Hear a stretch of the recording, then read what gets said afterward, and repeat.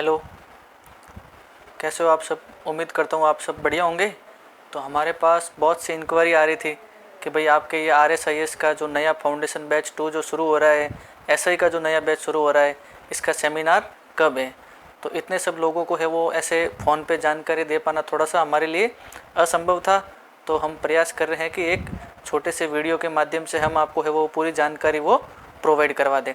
तो सबसे पहले तो आपको बता दूं कि RSIS और PSI इन तीनों के जो सेमिनार है वो 25 मई 2025 को ऑफिसर कॉलोनी बाड़मेर में है वो आयोजित होने वाले हैं।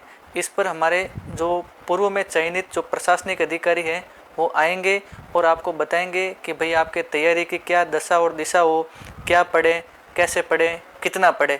इन सब चीज़ों के बारे में आपको है वो विस्तार से बताएंगे। और उसके बाद मैं आपको थोड़ा सा बताता हूँ कि भाई हम सेमिनार में क्या क्या करेंगे और क्या क्या हम आपको बताएंगे और आप हमारा सेमिनार है वो क्यों ज्वाइन करें। तो इस पर है वो अपन बात करते हैं। तो देखो, सबसे पहले जो PPT पे जो फ्रंट पेज पे आपको दिख रहा है वही inspire RS academy foundation batch 02 25 मई 2025 को रविवार है और सुबह 10 बजे है वो सेमिनार है। अब अपन चलते आगे।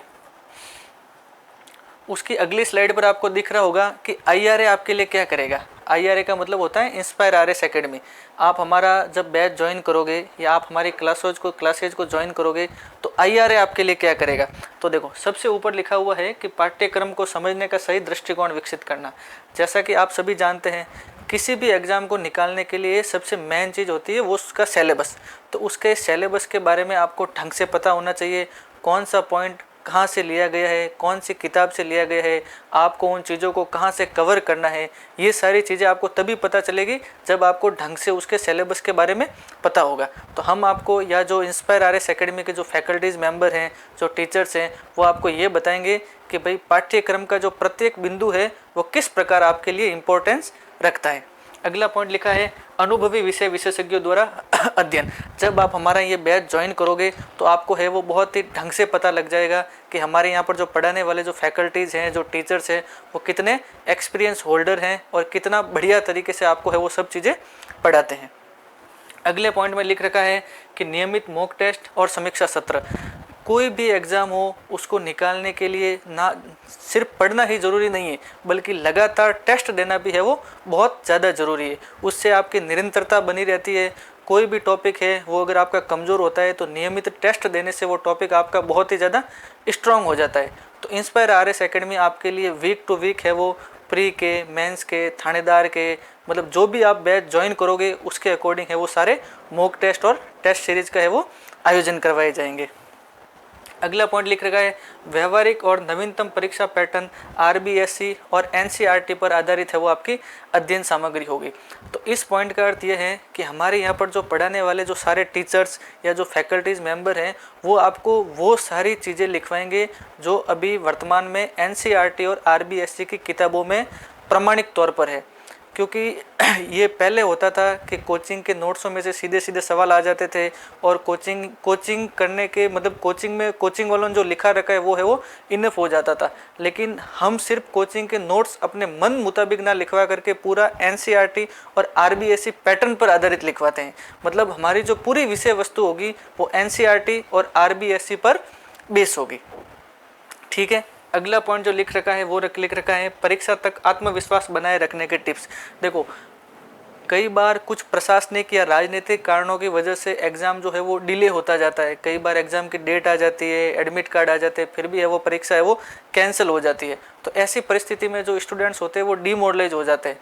तो ऐसी परिस्थिति में हम एक टीचर्स या मेंटोर जो भी IRA के हैं उनका ये कर्तव्य बनता है कि वो आपको कुछ ऐसे टिप्स दें, कुछ आपको ऐसी टेक्निक बताएं जिससे आप है वो समय समय पर मोटिवेट होते रहें।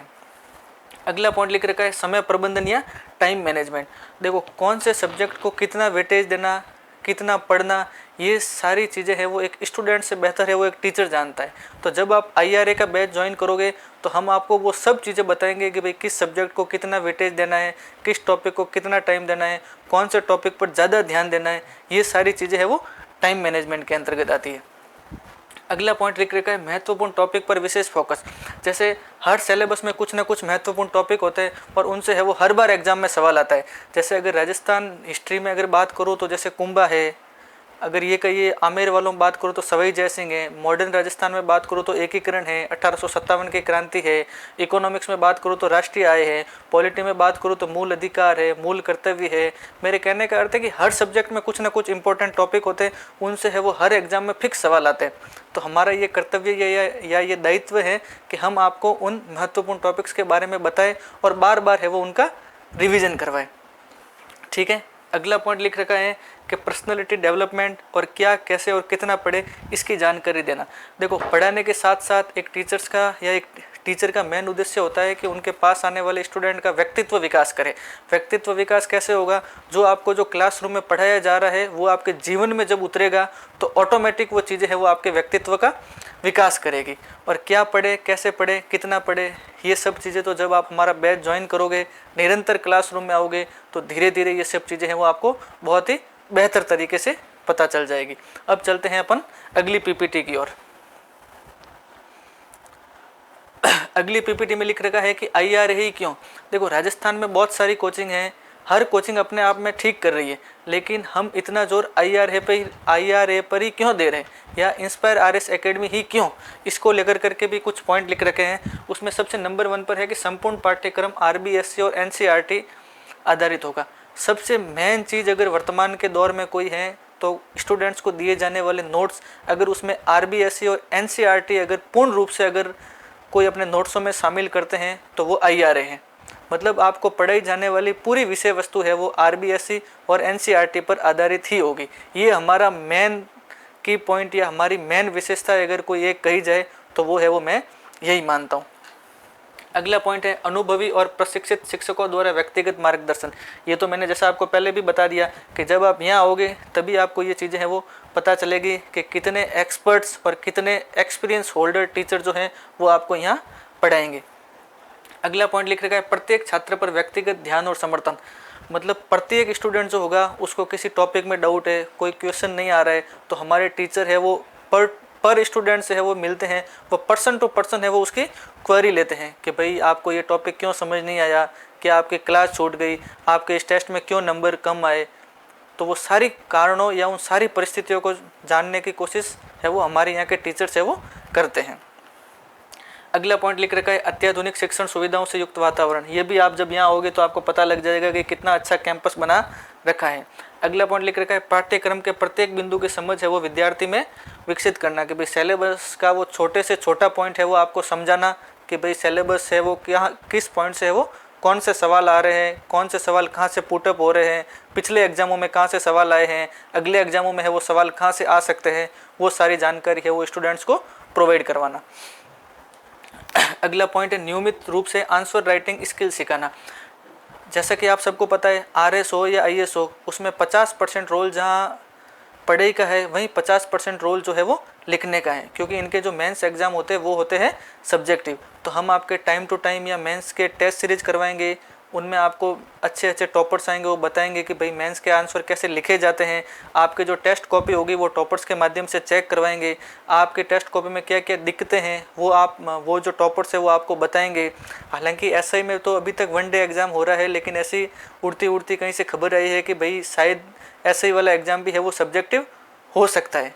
तो SI वाले जो स्टूडेंट्स हैं उनको भी है वो एक तरीके से मानसिक तौर पर तैयार रहना चाहिए कि आपका भी अगर कहीं सब्जेक्टिव एग्ज़ाम हो तो आपको भी वो लिखने की कला या लेखन शैली बहुत ही ढंग से आए। अगला पॉइंट वही नियमित रूप से आंसर राइटिंग स्किल सीखना, ये तो हो ही गया, मैंने बता ही दिया। अब चलते हैं अपन अगली PPT की तरफ। देखो, golden era of your life, coaching online या ऑफलाइन।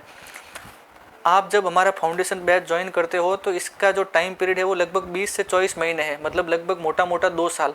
और इन 2 सालों के अंदर है वो लगभग अपन 22 से 27 सब्जेक्ट पढ़ते हैं। ऐसा कोई सब्जेक्ट नहीं बचता जो अपन है वो यहाँ नहीं पढ़ते हैं।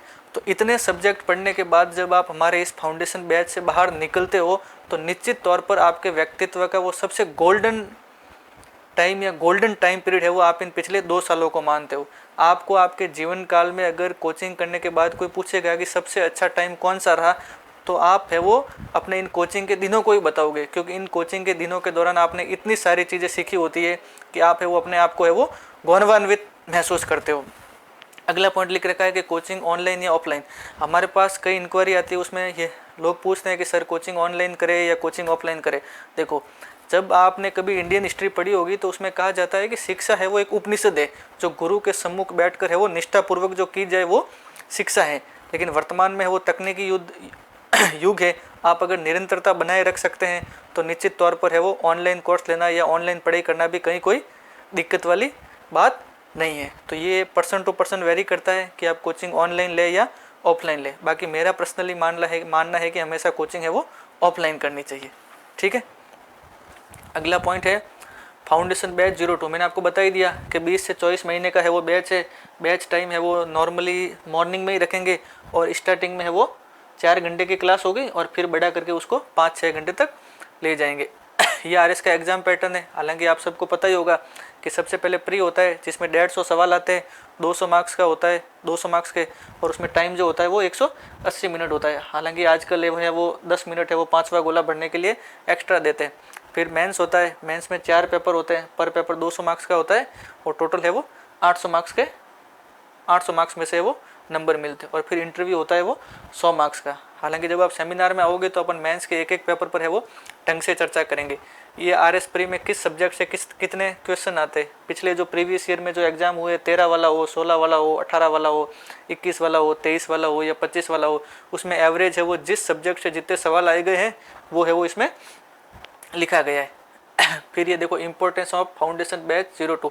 जैसा कि मैंने आपको पहले भी बताया कि फाउंडेशन बैच में ऐसा कोई सब्जेक्ट नहीं बचता है जो अपन लगभग है वो नहीं पढ़ते हैं। और इतने सब्जेक्ट पढ़ने के बाद आप राजस्थान के किसी भी वैकेंसी को अगर टारगेट करते हो तो लगभग पूरे चांस बनते हैं कि आप राजस्थान में होने वाली हर वैकेंसी जिसमें एक तरीके से कॉमन सिलेबस हो उसको आप आराम से है वो क्रैक कर सकते हो। जैसे थानेदार है, पटवार है, वीडियो है, फिर अपने ये जैसे फर्स्ट ग्रेड का फर्स्ट पेपर है, सेकंड ग्रेड का फर्स्ट पेपर है, ऐसे सैकड़ों पेपर है जो आप अगर ढंग से इस फाउंडेशन बैच को ज्वाइन करके पढ़ते हो तो उनको है वो आराम से निकाल पाओगे।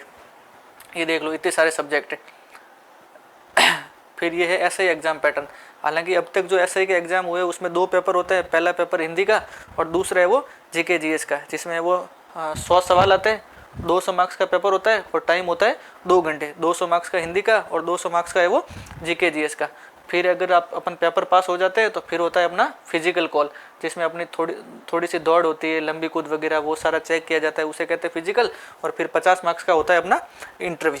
और इंटरव्यू के बाद है वो मेरिट लिस्ट निकलती है और अगर अपन उस मेरिट में आ रहे होते हैं तो अपन सेलेक्ट हो जाते हैं। तो ये अपन ने एक बार है वो एक ब्रॉड व्यू देख लिया कि अपन क्या करेंगे, कैसे करेंगे। हालांकि इसको डिटेल में जानने के लिए और ढंग से सारी बातों को समझने के लिए आप उपस्थित होना ना भूलें 25 मई 2025 को ऑफिसर कॉलोनी बाड़मेर प्रातः 10 बजे। Thank you.